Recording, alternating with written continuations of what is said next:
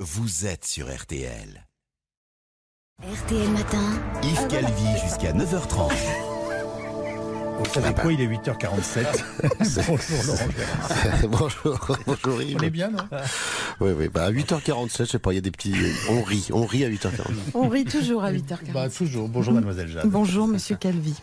L'épidémie de Covid repart à la hausse dans plusieurs pays, dont la France, où le taux d'incidence se rapproche dangereusement du seuil d'alerte. Champagne. Bonjour Olivier Véran. Pourquoi voulez-vous ouvrir le champagne? Parce que si le Covid repart, je vais revenir sur le devant de la scène avec tout un tas de nouvelles mesures. Ça fait 3 mois que je n'ai rien annoncé, je suis chaud bouillant là. Oui, enfin vous venez d'imposer coup sur coup la prolongation du pass sanitaire et la levée du secret médical dans les écoles. C'est pas rien. Et c'est qu'un début, j'envisage aussi de rouvrir le bagne de Cayenne pour les gens qui refuseront l'injection d'une 3e dose. Bah d'accord, mais qu'est-ce que ça va être pour ceux qui n'ont toujours pas eu leur première dose? J'y réfléchis et j'hésite entre les pendre en place publique, les écarteler et badigeonner leur partie génitale avec de la grenadine avant d'envoyer les guêpes. Vous en pensez quoi? Oh, quelle bonne idée. Oui, mais c'est un peu violent. Un poil. C'est le virus qui est violent, madame. Hein. C'est pas moi, c'est le virus qui est violent. C'est pourquoi je n'exclus pas un reconfinement strict de 6 mois, en murant cette fois les portes et les fenêtres des Français, pour les empêcher de sortir, et en les obligeant à remplir chaque matin une attestation d'enfermement dérogatoire. Comment vont-ils faire leurs courses et se nourrir? Nous leur livrerons le repas à domicile. D'ailleurs, je vous laisse, j'ai rendez-vous tout à l'heure là, juste après avec Cyril Lignac pour voir s'il peut livrer 68 millions de repas avec 5 fruits et légumes par jour aux Français. Je suis sûre qu'il sera ravi. Bonjour Cyril.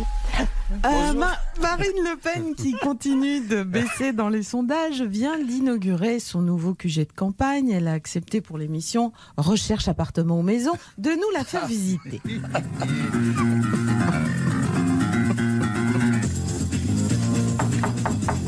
Entrez, madame. Bonjour Marine Le Pen. Bienvenue chez moi, madame, mais désolé pour ce grincement. Maître Collard n'a pas eu le temps d'huiler les gonds de la porte d'entrée. C'est lui qui s'occupe de ça? Mais oui, madame, on lui essore ses cheveux gras et on obtient de l'huile. C'est très pratique. Allez, venez, je vous fais visiter. Oui, allons-y. Ici, c'est la sondage room, madame.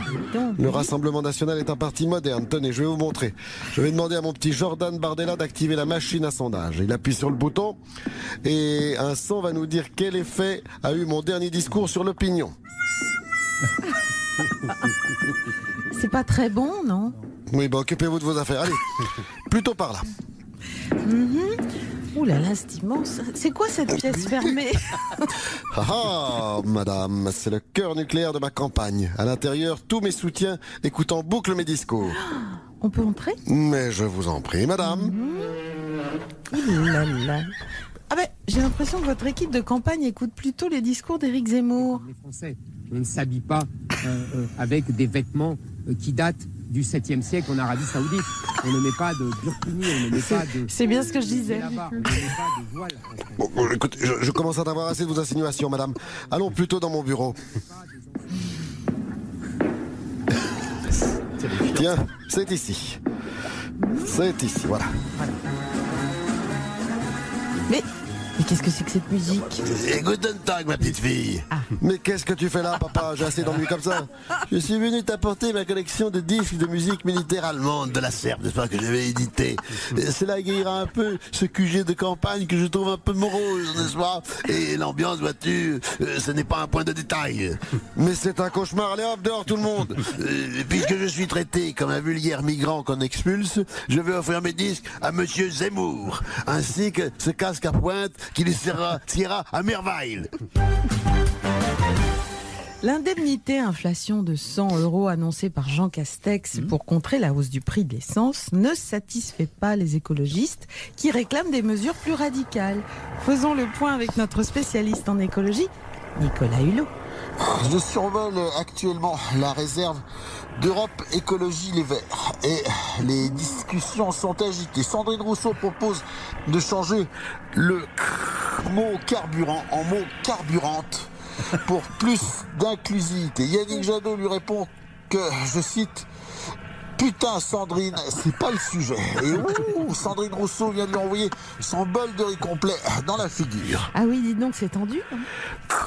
Et voilà, maintenant, Grégory Doucet, le maire de Lyon, qui propose, lui, encore une brillante idée, de végétaliser les voitures. Ce à quoi Yannick Jadot répond, je cite, putain, Grégory, c'est pas le sujet. Et Grégory Doucet vient de lui envoyer son bol de graines germées dans la figure. Aïe, aïe, aïe, ça peut faire mal. Mais attendez, c'est pas fini. Véronique, le maire de Bordeaux, prend la parole et propose de remplacer les pompes à essence par des pompes à quinoa. Et j'imagine que Yannick Jadot lui répond que c'est pas le sujet. Non. En l'occurrence, il lui répond, vous me faites tout chier, si c'est ça, je me casse. Face à la hausse des prix de l'essence, le gouvernement a opté pour le chèque inflation. Vous le savez, comment cette mesure est-elle perçue par les Français? Tâtons leur pouls avec nos amis les Deschiens.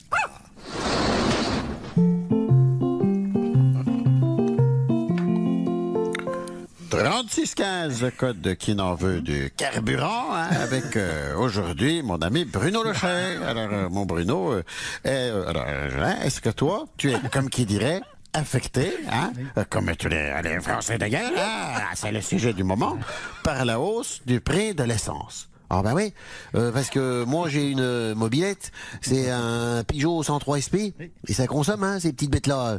Je vois par exemple, quand je vais au bistrot à Monsieur Saladin, c'est un plein à chaque fois, Oui, enfin bon, on te connaît dans la Sarthe, mon Bruno. Quand tu vas au bistrot à Monsieur Saladin, c'est surtout le plein de vin blanc que tu fais.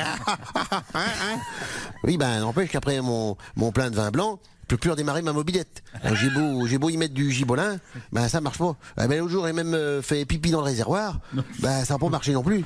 Pourtant, vu tout ce que j'avais bu comme Suze, et sans le cassis, je pensais que la mob, elle allait partir comme une fusée. Concrètement, qu'est-ce que tu penses du chèque carburant offert par Monsieur Castex? Moi j'adore les chèques cadeaux, mais faut vraiment que Monsieur Castex, son chèque, il me le donne à moi, pas à ma femme. Parce que chez Leclerc, quand on a les tickets de réduction, ma femme elle en profite pour s'acheter son maquillage ou je sais pas quoi, ces trucs pour qu'il se mette sur la figure. Alors c'est pour la bière qu'on devrait en profiter des coupons de réduction, parce que c'est pas du mascara qui nourrit son homme. Alors là, je t'arrête tout de suite, mon Bruno. Monsieur le maire, le ministre, le ministre de l'économie, qui est un gars qui n'est pas commode. Il n'est pas commode.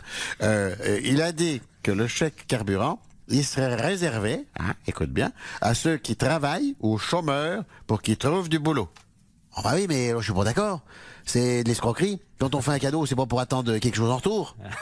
Alors tu vas refuser le chèque cadeau essence à Monsieur le maire, tu vas refuser son cadeau essence, oui, je m'en fiche de son chèque gazole, l'autre, là. Je continuerai à faire le plein d'essence de mon 103 SP, quand j'irai au bar à Monsieur Saladin, et comme ça, à la station, j'aurai des bons, puis au bout de 10, je ramènerai un joli service de table Arcopal à madame, et comme ça, elle me fichera la paix quand j'irai au bistrot, et voilà.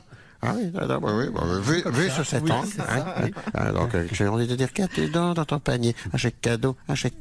Qu'as-tu dans ton panier? Un chèque cadeau pour Monsieur Lochet. Wow! Alors.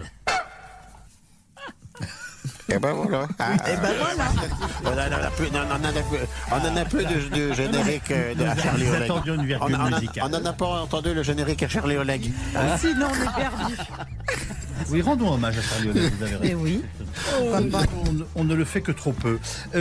Dites-moi, vous restez avec nous parce que dans quelques instants, on va parler sauce au chocolat avec notre Cyril. Voilà. On va mettre un peu d'essence dans la Peugeot. On va se régaler. C'est un gars qui ne lésine pas sur le chocolat. Je le dis, c'est un gars généreux, le Cyril Lignac. La générosité le caractérise et on le retrouve dans un instant. Merci à toute l'équipe. On vous retrouve sur le site rtl.fr. À demain. Et surtout, dès demain matin. Oui. À demain.